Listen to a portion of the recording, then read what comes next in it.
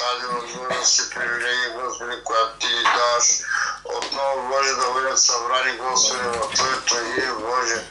Боже, ние сме Ти благодарни за това, че си казва събрани двама или трима, Господи, в Твоето име, Боже, светло, то Ти си помисли нас, Господи. Ние Ти благодарим, Господи, Ти даваме цялата слава, това, че си жив, реален и си присъстваш, Господи, Ти си онзи невидим Бог, който присъстваш, Господи, до всеки един от нас. И Ти казах, Господи, отново, че Ти ни повиква с този подвиг, елате всички, които сте отрудени, обременени, Господи, я ще ви спокоя, я ще ви дам спокойствие. Боже, ние сме Ти благодарни за това, че наистина, Боже, в Тебе се утешаваме, на Тебе се укрепяваме и на Тебе се надяваме, Господи, защото Ти си един си, Господи, който не само си любовосвети, Боже, но и си този, Боже, който държиш всичко в своите си ръце, защото създател и творец, защото, Господи, Ти си този, Боже, святи, който наистина всичко, Боже, покорява, Господи, по Твоите святи нозе. Благодарим Ти, Господи, святи Татко Небесен, за това, че ние сме Твои и си дава тази власт, Боже святи, да се противим на всяка една буря, която идва в живота ни. И когато ние се противим, Господи, той ще се покоря, защото ние сме цари, свещеници на Бога, защото, Боже, ние знаем, Господи, кои сме в Тебе, Боже, и чрез Тебе, Господи, ние сме повече от победител. Господи, не само да бъдем победители, но нека, Господи, и Твоят авторитет, Боже, да царува, да живее и да пребъда, Господи, вътре в нас. Молим Ти сега, Господи, за Твоето слово тази вечер, Боже, Твоето слово нека да бъде, Боже, меклям за очите ни, Боже, святи. Боже, когато Твоето слово, Боже, помажат очите ни, Боже, наистина, Господи, да се отворят духовите ни очи, Господи, за да разберем, Боже, да Ти познаем Тебе, Татко Небесни, защото Ти си същината на Словото, защото Ти си Словото, Господи, и няма друг, Господи, който да бъде, който да имаме за благословение, освен само Тебе. Благославям сега, Господи, пасторското семейство, Боже. Благославям и казваме съвършено изцеление, Господи, над него и над съпругата му, Господи, над пастора, Боже, над сестрата, Боже, Зец. Молим Ти, Татко Небесен, нека Твоето благословение, нека Твоите чудеса, знамения, Боже, да ни придружава, Татко Небесен, защото наистина, Господи, Ти си велик и Ти си велик, който си го обещал, Татко наш Небесен, за нас и си готов, Боже, Свети, да го дадеш. Боже, нека животът ни да бъде в Твоята воля, нека, Боже, да бъдем благословени, нека, Господи, да бъдем оставени в Твоите ръце и от Твоите ръце, Господи, както казваш, никой не може да ни грабне, но и никак да ни излизаме, защото, Господи, вън от Тебе няма да бъде. Благослови сега Словото си, Господи, и нека това Слово изречено в него, нека да преработи в нас и да дава плод. Боже, ние ще нуждаем от Твоето Слово, защото Твоето Слово, Господи, е спасение за всеки един от нас. В името на Исус сега се оставяме в Твоите ръце и казваме Амин, Боже, и амин. Слава на Господа. Също ви. Спрете ми, което куче, слава на Бога. Слава на Бога. Днеска темата ми къде ще се окажеш ти след предприятите и бурите в живота ти. Ще вторя още веднъж. Къде ще се окажеш ти лично след предприятите и бурите в живота ти. Много пъти казваме наистина, в живота ни преминаваме през различни изпитания. Понякога имаме скърби, понякога трудности, понякога преминаваме през неща, които не разбираме. Така не, че Словото Божие казва, че в Бетлеем ще има и бури. И нормално е да наистина запитаме един, ако приемем, че християнският живот е като един път, който вървим. И този път наистина понякога е хубав, понякога сравнив, понякога има и слабост и трудности в живота ни, но има нещо, което е важно да разберем. Важното е да имаме ясна цел на къде вървим и къде искаме да пристигнем. Това е важно, ще ви кажа защо. Ако човек не знае за къде пътува, то тогава му е сеяно кощане с него. Човек трябва да има ясна цел. На християна целта е небето. Затова е за християна. В този свят хората, които не познават Бога, казват яш пи, мисли за това е живота, няма нищо повече. Да, разбира се, искам да кажа, важно е човек да вярва на това, което Бог казва. Този, който е направил небето и земята, той има за човека и бъдеще. Докато дявола, князът на този свят, каза на хората, ящи, пийте, носите на дихи, това е живота, това е купона. няма друго. Но Бог Словото Божие дава обещание, че има вечен живот. Златният стих е този, Йоан 16, защото Бог толкова възлюби света, че даде своя единороден син, за да не погине ни един, който вярва в него, но да има вечен живот. И после също е много силен стих 17 казва така: понеже Бог не е пратил сина на света да съди света, но за да бъде светът спасен чрез него. И все вижте, не си сигурен всяко нещо на тази земя има начало, има и край. Човешки род има начало и край. Ето, виждаме едно семе посяваш и за някои цвети. И църти известно време и то се минава. Значи, хората така са свикнани, но Бог обещава вечен живот. Нещо, което никой няма да има край. И тази вечност започва в момента тогава, когато човек се покая, когато приеме Бога и когато наистина покане Господ да е сърцето му. Тогава започва вечността. И за тази земя ние преминаваме до момента, в който ще затворим очите и ще се преселим там при Бога в Небесното царство. Това е самата истина.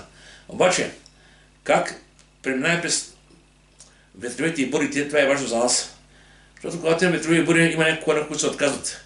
Има други, които падат, има други, които объркат пътя, ако мога така, в такива ситуации. Обаче, вижте сега каква Словото Божие. Прочем някакво стиха от Евангелията, после ще положим.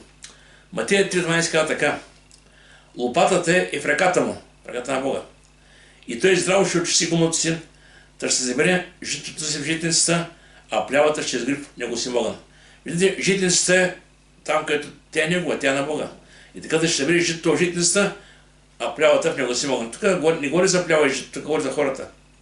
Ще има хора, които ще бъдат негови, които са спасени, които ще бъдат в Небесното царство. Обаче ще има и такива, които няма да вярват. За жалост, ние ще бъдат хвърлени в ада и огненото езеро. Това е реалността. И сега идва въпросът, някой път казват хората: как може този добър Бог да хвърли него в ада? Тогава Бог добър не е. Поставяме под съмнение добрата на Бог. Да, Бог е добър. Обаче хората, които презират Бога, които не вярват в него, знаете, те сами избират своята зла участ.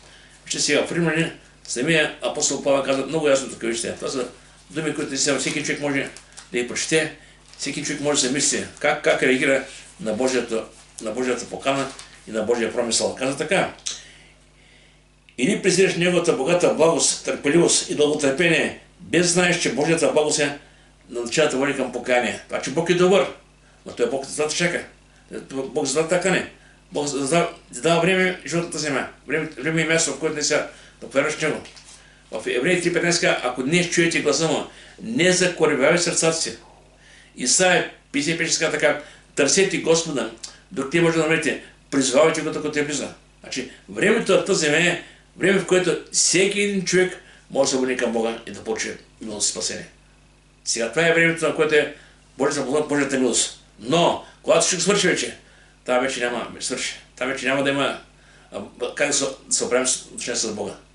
Преди време ние колеги с него работим така дълго време заедно. И така, му казах така, Петровец, си много дълго, така и така, струва се да погиваш, той ще пада. И знаете, той кой ми каза: на тази земя ще живее, както аз се каза, добре. А къде там един, ще им какво ще правим тогава. Едва не, човек ще Господа на живота си. Той ще решава как ще живее, колко време ще живее, кой ще прави, кой ще струва. И къде там небето, едва там ще да правим с Бога. Не, там няма Бога. Въпросът е днес и сега. В 11.17 се казва така, апостол Павел Петериопага: Бог, проче, без да държи бележка за времето на невежество, заповядва на всичко навсякъде да се покаят. Тези, които са покаяни, и днес ще бъдат при Бога. Тези, които не са покаяни, и днес ще бъдат в ада и огнето. Това е самата истина. Няма чистилище, няма седно положение. Защото, знаете, има и такива учения, които казват, че едва не човек ще може живее добре, ще може добри дела, и не като там в тъмното, преминава пред чистилището, където се изпаща греховете и после отива в рая. Много красиво звучи, ама не е вярно за жалост. Не е вярно. Защото всеки един, който е повярвал, ще бъде в небето. Който не вярва в Бога, Бога ще се погине. Сега, вижте, нещо, което е важно да в Лука, тук става с думи на нашия Господ Христос и наистина трябва и като християни да замислим относно това, което ще прочета сега. Лука 22 глава, това са думи на Христос към Петър. И сега, буквално тези думи днес към нас. Казва така: и рече Господ: Симоне, Симоне, ето Сатана ви изиска всички, за да ви пресее като жито. Но аз се молих за тебе, да не слабни вяра твоята вера, и ти като се обърнеш, утвърди братите си. Петър му рече: Господи, отосно да отида с тебе и в търби на смърт. Петър веднага беше готов. Искам така това дума пресее. Помня като и те, помня на времето, като те правиш питки всяка неделя. И взимаше едно сито и ставаше в сито брашно и почва да сее. И той, който е хубаво брашното, то също долу. Боку се издаха вътре в сито и баба и хвърляше. И сега, ако поне сега Словото Божие каза, Сатана иска да я пресее. Но аз ще дам сила. Сега. Ако представете си, това е едно сито, като всеки християн трябва да бъде пресят. Въпросът е, къде ще остане след края на ситото? В ситото или ще е преминал? Това е въпросът към всеки от нас. И сега ще имам което ще ме предвид. Защото може да станеш там, където си, може да преминеш в вечността. Словото Божие казва така, Евреи 12:14: Търсете мир с всички и онова свещение, без което никой няма да види Господ. Значи, това, което е важно пред Бога, не само да кажем вярваме, то всички вярваме, вижте. Питайте 100 човека вънка, всеки вярва в Бога. Всеки вярва, всеки казва: аз съм вярващ. Някой ще каже: държа с колко не вярва, той ще каже наистина какви опити си с Бога и има време. Да, те са добри неща, но въпросът е трябва да се върви с Бога до край, да се стои до край. Самия Исус, Словото Божие, помните, казва Матея 20:13: който устои до край, той ще бъде спасен. Тук няма значение колко години си вярвал и колко си години си вярата. Тук е значение да вървиш с него и да останеш с него до край. Това е истината. Сега вижте, въпросът е къде ще бъдеш ти, след като отминат ветровете и бурите и след пресяването. Или, ако кажем приятел, това е един път, къде ще бъдеш в края на пътя? Къде ще бъдеш? Ако не се има пресяване, ако мога така. Сега. И сказал така: Господ чу сигурност си. Този, който наистина ще подготви мястото за небето, това е нашия Господ. Той казва Словото Божие в една част села: дома на отца ми има много обиталища, и аз сега да приготвя място, и като направя място, ще да взема там, като съм аз, здравейте и вие. Това е едно обещание. Сега тук житото и плявата. Житото са истински християни, истински вярващи, житото. Плявата са невярващи. И докато един ден, едните и другите ще бъдат събрани, но другите ще бъдат хвърлени в огнената пещ. Така сега това е една илюстрация. Жито събрано, плевелите. Така е, държал си, това е реалността. Едните ще бъдат при Бога, другите ще бъдат вън от Божие царство. Сега, ще към тези неща. Вярата в Бога и християнство не е игра. Някои сами си избират как да вярват, доколко да вярват, кого да беседват, доколко са посветени и на кого да уповават. Това е опасно поведение. Ние решаваме колко, до кога и как. Сега дума, аз решавам кога да ходя в църква, решавам кога да чета, решавам кога се моля, решавам колко да се моля. И то не, аз определям моя живот с Христа. Християнството, вижте, тя всеки ден общение с Бога.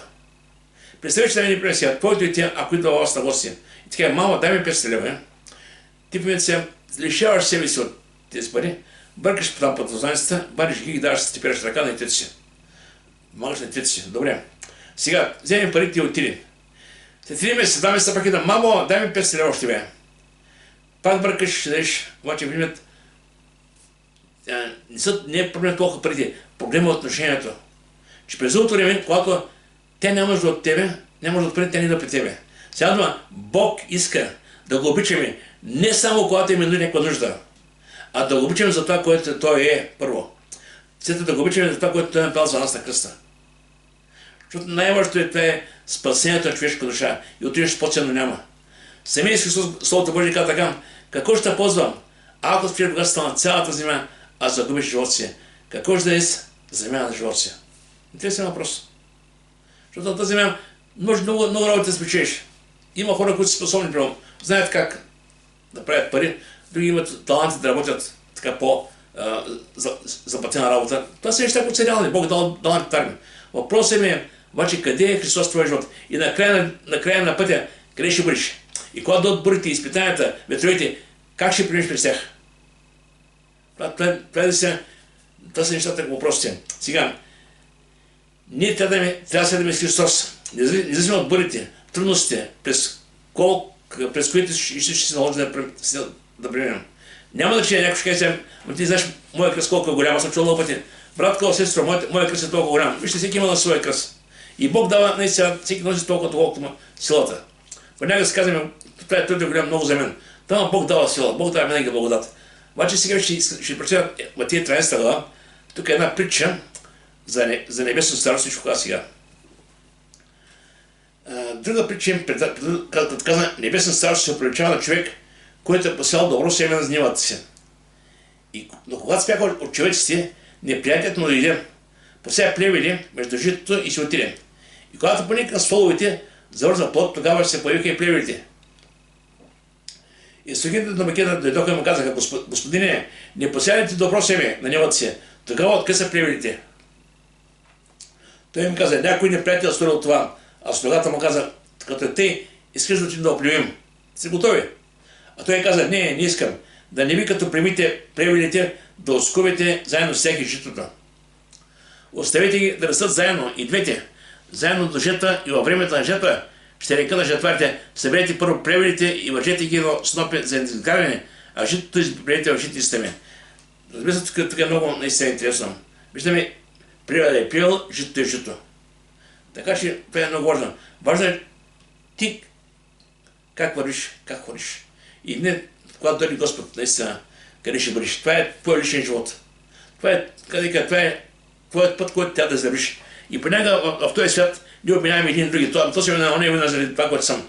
Ще ви кажа, това не е нищо ново.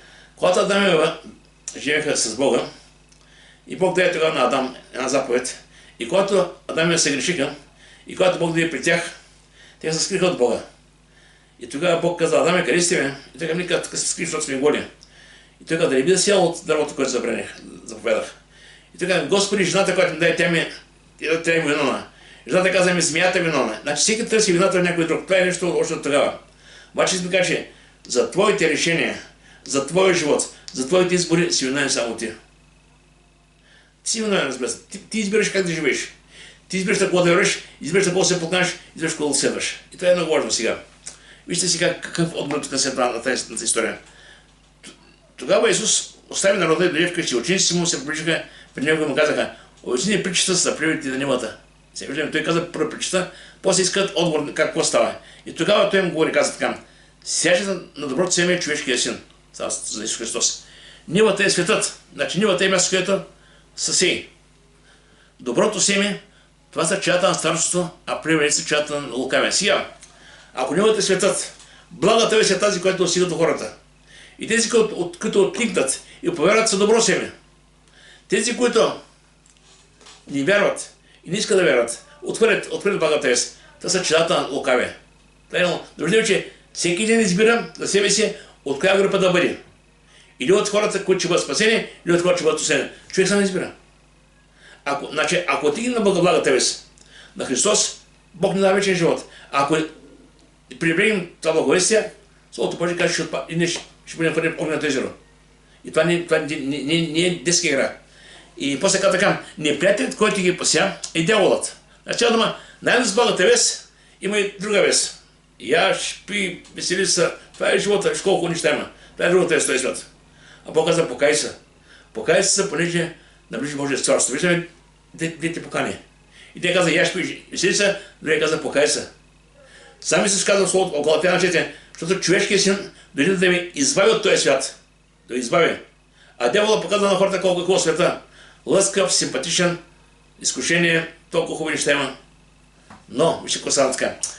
И тъй като се вят плевелите и ги изгорят на огън, така ще бъде при свършека на века. Човешкият син ще изпрати ангелите си, които ще се сберат от царството, всичко ще съблазнява. И уния, които вършат беззаконие, и ще ги хвърлят в огнената пещ, и там ще бъде плач кръст на зъбе. Тогава праведните ще блесат като слънцето в царството на Отца, който е мъченик. Ще виждаме отново контраста. Праведните и тези, които живеят в първен. Сега, тук говори за жито и за плевели. Жито, казваме се, истински християни, не само християни на думи. Сега има много деноминации, всеки начин си християн и всяка църква има за най-добрата. Вижте, разберете ме, най-добрата църква е църквата, която е Христова, която е света Господа и която се оставила да бъде водена от Господа. Това е най-добрата църква. И говори за нации. Словото Божие казва, че църквата е Христово тяло, а глава на това тяло е Христос. Това е църквата. Сега, деноминацията са човешки неща. Но искам да кажа, когато деноминация понесе ето, 5 пръста. Един с един се прилича. Обаче всички са на едната ръка. Това говори, че деноминации са като пръсти, но всички са там. Един уча по-тихо, друг уча по-скромно, друг уча да поскача, друг уча по-хубава музика, друг уча по-тиха. Всеки човек има някакви така свой начин на поклонение на седа на Господа. Но факт е, че когато човек обича Господа и седа на Господа, той се бере място, където да му служи. Сега, когато говорим за превелите, превелите са невярващи хора, но плявата и плевелите в Израел има една плевел, извинявайте, усилиста глушница, която почти не може да се различи преди да си финците и плявата. Аз цяла дума, когато изведнъж изкласяват и житото и този плевел, не може да се разграничат, да се разбират кое е истината, кое е лъжата. Ако мога така. Така и в живота, вижте. Понякога сегато живеем заедно с невярващи хора. Понякога Божието си почти еднакви. И те работят, и ние работим. Или гледаме семейства, и те гледат семейства. Имаме толкова много общи неща качели. И видим качели всичко е толкова общо. Но разликата е къде е Христос. Тук вярващия и поканил Христос в своя живот, в сърцето си. Невярващият живее според своите стандарти, според своята философия и не се интересува от Бога. Идва време, когато тази разлика става осезаема. Когато да почне да видиш и не как живее, други как живее. Няма забравя преди време един пастор каза така: оставя да погледна живота ден-два и ще каже кой е Богът, кой вярващи. Животът ти показва в кой Бог вярващи. Така че сега. И сега Божията воля е всеки един християнин да се пресее. Значи всеки трябва да премине през...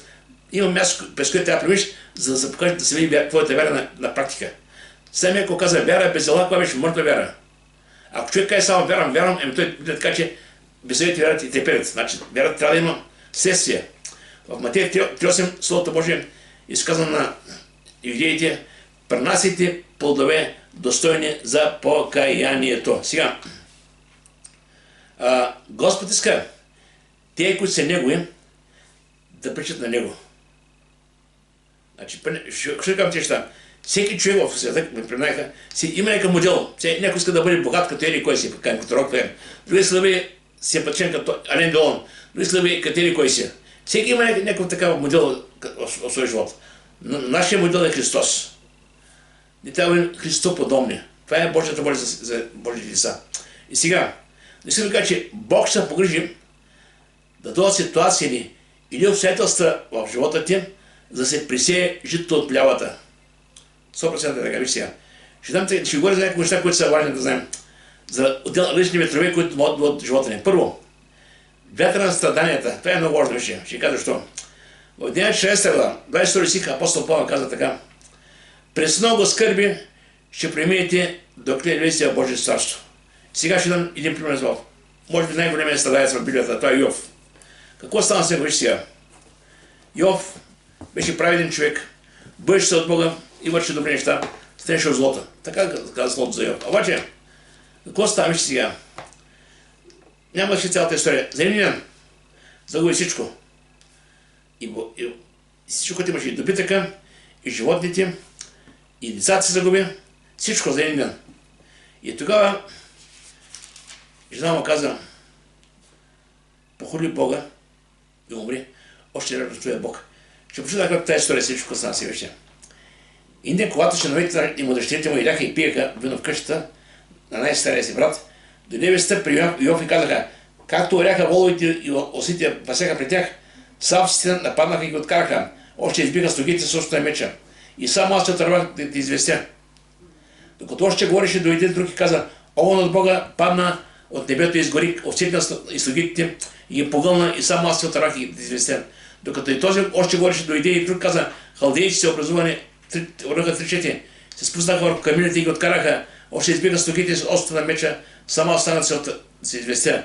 Докато и този още говориха, дойде друг каза: синовете ти, дъщерите ти, като идяха, пиеха вино и къщата на неговите брат, ето задуха силен вятър и от пустинята и удари четирите ъгъла на къща, и тя падна върху чадата ти и те умряха. и само аз трябва да ти известя. Представете си какво става. В един ден фалира от всякъде. Но виж какво стана сега. Тогава Йов стана, раздадеха се, обръсна главата си и като падна на земята се поклони и каза: Гол излезнах от работа на майка си и Гол се прибира там. Господ даде, Господ взе, да бъде благословено Господното име. Нищо лошо не каза в това. И после всичко това Йов не се реши и не обвини безумно Бога. Значи това е, какво да кажа, страшно нещо. Всичко загуби, но остана с Бога. Това е нещо много важно. Сега, какво стана после? Вижте сега. В Йов 2.9 каза така. И жена му каза: още ли вярваш на твой Бог? И всичко загуби. И той, какво е сега? А той каза: жено, ти говориш като безумна жена. Какво? Доброто ще приеме от Бога, а злото да не приеме. Защото Йов не се греши, стата си. Тя му каза: походи твой Бог и че говори, не виж какво става с тебе. Обаче, искам да кажа, че той не се греши.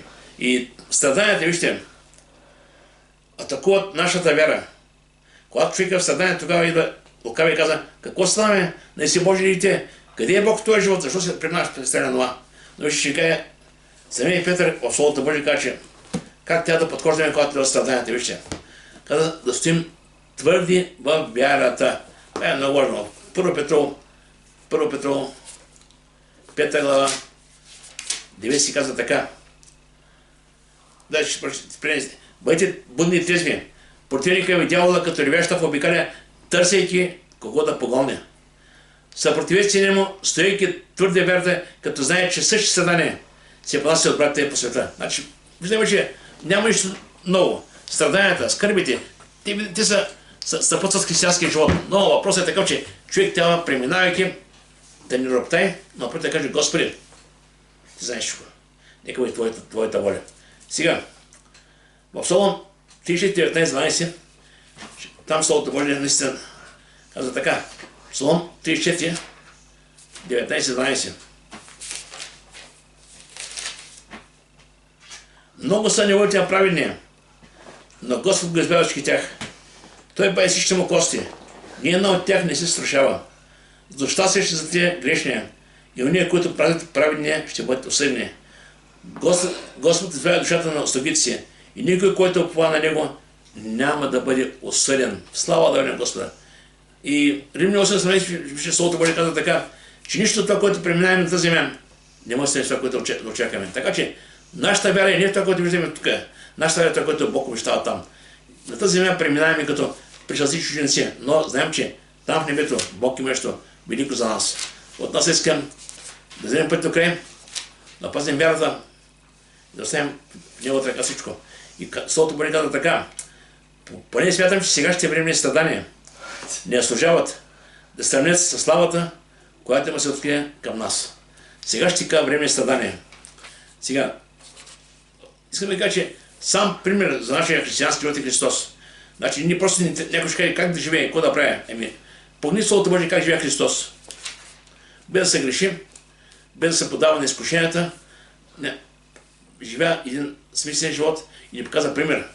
От така Словото Божие казва така, защото на това сте и призвани.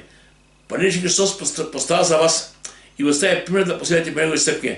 Пример за страдание, пример за смирение. Това направи нашия Бог. Който грях не е сторил, нищо се е милил лукашен в устата му, който бидейки охулан, не отръщаше, като страдаше, не заплашваше, но предаваше себе делци на този, който се е справедливо. Слава да бъде на Господа. И сега, само каза за самите скърби. Самия апостол Павел беше в Словото Божие, че имаше тръмплата. Не пише какво е точно бил този тръмплата, но така не, че той каза, че Бог е да пуснал тръмплата. И какво прави той? Аз казах 3 пъти се молих на Бога. 3 пъти се молих Господ да отмени тръмна от плътта ми. И какво му каза Господ? А той ми рече: доволна ти е моята благодат, защото силата ми в нему ще се показва съвършена. И тъй, с преголема радост, по-добре ще се похваля. С немощи си започва на мен Христовата сила. Затова намирам удоволствие и немощи, в укори, в лишение, гонение, притеснение за Христа, защото когато съм немощен, тогава съм силен. Слава да бъде на Господа. Значи виждаме, че това е едно нещо, което съпътства живота ни. Ще имаме изпитания, ще има трудности, но знаем, че има благодат, която ще бъде наистина, ще ни дава Бог. След това, друг вятър, който може да лъфи човека, мога така да. Това е вятърът на притежание, това е желанието за притежание, да имаш повече и повече и повече. Ще кажа, защо е опасно. В притчи казва така, както ада няма насита, така и човечето няма света. И сега, в Лука 12:15, сами се казва така, внимавайте и пазете се от всяко користоливие, защото живота на човека не се състои в избирането на имота му. Човек може да има всичко по-много, повече колкото му трябва. Да какво от това? Ако няма Господ в живота ти, си нямаш нищо. Притежанията, които имаш за тази земя, всичко остава тук и е важно в този път, който вървиш, какви са твоите ценности, какво си избрал, да имаш повече от този свят и да бъдеш свободен, да бъдеш небето. Защото ще кажеш словото бъде така. Защото нищо не сме не света, нито може да не взем нещо. А като имаме прехрана облекло, те ще бъдат доволни. А които му метят за обогатяване, падат в изкушение, в примка и в много глупави вредни страсти, които потъпяват човеците в разорение и погибел. Защото серволюбието е корен на всякаква злини, към което се стремяха някои, те се отстраниха от вярата и понесаха себе си с много скърби. Но човече Божие бега от тези неща. В притча 1:18 казва така, серволюбието отнема живота на завладените от него. Това е страшно. Да имаш сърцето си, това е желание за повече, повече, повече. И това става като едно пресъстяване. И винаги, когато да притежаваш, си е малко, всичко още повече, и едно надбягване с времето става. А бягайки по тези неща, ти губиш пътя, загубиш пътя в живота си. Загубиш истинската цел. Загубиш там, където наистина има сил да вървиш, да следваш Господа. И сега, този вятър атакува нашето поклонение. Човек започва да поканя на ценности, на това, което притежава, на парите, на богатствата. Това са нещата, които стават номер една в неговия живот. По него хората работят на 2-3 места, да печат повече, да печат и стават богати. А по този начин губят връзка с Господа. Няма време за Словото Божие, няма време за църква, няма време за общение, няма време за молитва. Обаче иначе работят да имат пари. Знаете ли, преди няма забравям, така в тази група бяхме, имаше и момчета от Холандия. И няма забравям, че едно момче е Бисер, още го спомняме сега, те при няколко, може би 3-4 години. Проповядах тогава за блудния син. И за така на проповедта казах, някой иска да каже нещо. И той човек със сълза на очи каза така, пасторе, тази проповед беше специално за мен. Към аз не те познавам. Не каза, ти ме познаваш, но Бог му познава. Защото аз каза, работя в Холандия от 10 години. Държа му края. Печея дори пари. Мога да кажа, че наистина имам добро състояние. Но, така съм празен. И днес разбрах нещо важно. Че аз съм като блудния син, който търси удоволствие в този свят, да еше от бащата си къща. И реши каза събуна при баща им отново, да поискам прошка, наистина да бъда в бащиния дом. И това за мен е едно удовлетворение, че този човек наистина е проповедта нещо на празна. Той разбра, че може да има всичко в този свят. Да, способен е, направила фирма в чужбина, работим, има бригада, просто всичко е наред, всичко е законно. Обаче, тук след всичко каза, бях празен. И наистина много важен човек да осмисля каква е истинската цел в живота му. Да има повече в този свят или да има Бога. И това е важно наистина. Сега, въпрос е, тази нещо, че понякога хората казват, ама, братко, всеки един от нас се рождаят необходими неща в този свят, да имаме къща, да живеем добре, да имаме определените неща, телевизор, много неща, кола, едно. Да, се нуждаем, но има един въпрос. Кой е твоят източник? Това е много интересен въпрос. Ако мислиш, твой източник си ти, си голяма грешка. Източника на всяко добро е Бог.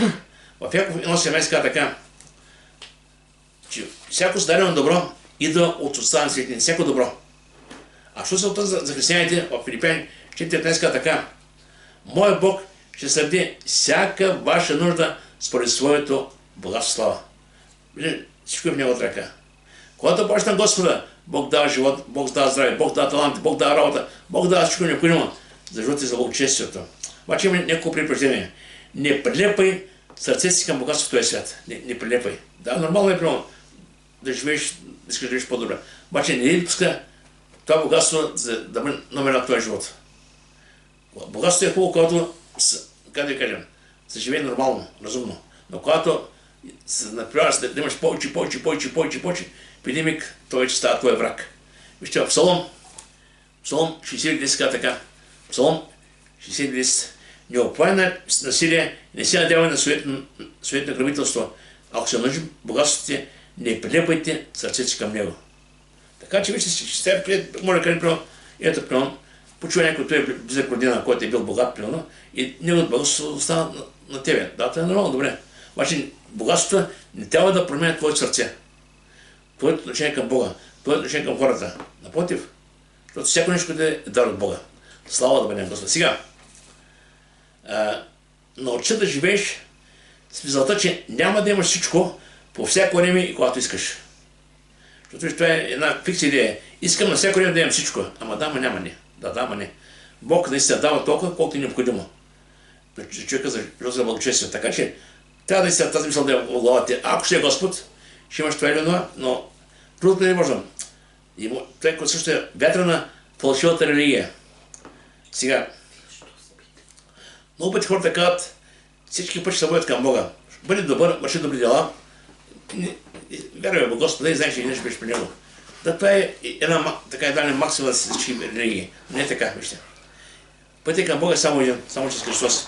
Исус каза, аз съм пътят, аз съм истината, аз съм и живота. И никой не доходи при Отца, освен чрез мене. Бог че това иска, че и няма друго име дадено между човеците, чрез които аз спасам. Няма друго име. Сега, този вятър атакува основата на нашата вяра. Сега живеем в едно последно време, съм нещо, което така ме притеснява. В момента благата вест е изопачена. Ще кажа как е изопачена. Докато в центъра на истинската благовест е Христос. Той дойде, той умря, той възкъсна и оставя благата вест. Днеска центъра на съвременното християнство е човека. Едва ли не, едва при Христос ще бъдеш успешен, ще бъдеш богат, щастлив, просперитет и само центъра е Христос. Едва не Бог съществува само да събира нашите нужди. Едва не, виждате какво става. Центъра ще не е Бог, центъра е човека. И там е разликата. Иначе всичко е наред. Иначе църкви са пълни, хората харесват това, което се говори, обаче за жалост е там е разминаването. В Галатяни казва така, кой ви омае? Кой ви омае? Разбирате, не допускайте. Благата вест се променя. Много ще трябва да се променят. Хората трябва да се променят. Може да се променят нации и култури, но не допускайте благата вест се променя, защото това е страшно. Сега, тази вяра атакува основата на нашата вяра. Този вятър, извинете. Сега, истински християни ще останат и след тези тревите. Каквито им би трябвало да има в живота ни. Житото ще остане продължава да бъде жито, а пята ще бъде от пята. Що е към тези неща? Този, който е повярвал истински, какво да е той в живота му, той ще продължи вяра, ще остане верен до край. А този, който е тръгнал поради някаква изгода, било религиозен, било поради това, че ще казва, защо и много хора в църква с нужди. Идат при Бога и казват, елате в църквата, Бог ще те помогне, Бог ще даде изцеление. Та идваш при Бога, Бог ти помага, ти получаваш изцеление, обаче тебе фиксира, че този Бог там само да те снабдява. И реално хората не познават същността на Бога. Бог не е еднообраз. Бог не е добрият старец, който чака от небето да пуска подаръчета. Бог е Бог. Бог е навсякъде. Той да дъсиш. Бог е вечен. Бог е свят. Така че ние понякога погледнем на Бога само добра страна. Бог е любов, Бог е добър, Бог е милостив. Обаче забравям, че има и Божия справедливост, има Божия гняв. Наистина Бог е винаги справедлив, суверенен. Така че е важно наистина да поставяме Господа и никога да не допускаме, вижте, да не допускаме някакви странични неща да отклоняват от вярата в Господа. Напротив, какво да преминем? Каквито е трябва и буди до живота ни, не трябва да се оставяме и се отклоняваме от правия път. Нека Бог да нам благослови и нека оставим така с вяра в сърцата си, нека Словото Божие да извърши това, което Бог свърши в нашия живот. Нека Бог да нам благослови. Амин.